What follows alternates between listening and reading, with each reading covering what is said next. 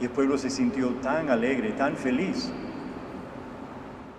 Father Gilbert Walker celebrates Mass in Havana, speaking fluent Spanish with only a slight accent of his native Mississippi. Walker is one of 3 American Catholic priests in Cuba, he says. It was his lifelong dream to move to the island where his great-grandparents lived for 30 years before leaving in the 1950s. I felt at home. I felt very much at home, surprisingly, to me.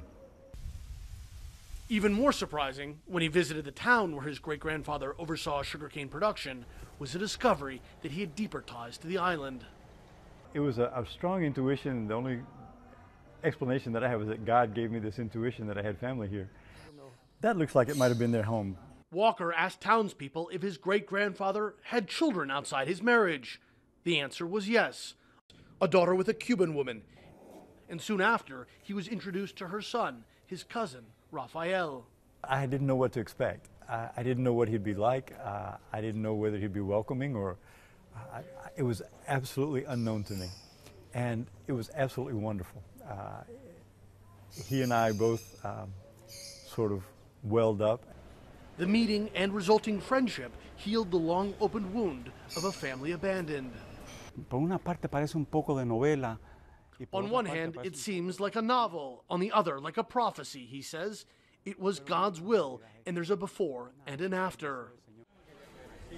They see or talk with each other every week.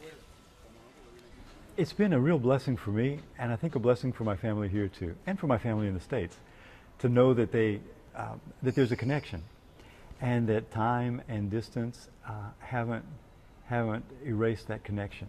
It's still there. The same blood flows through our veins. Both men said they are hopeful that restored ties between the U.S. and Cuba will lead to more people reestablishing connections like theirs. Family once lost, but now found.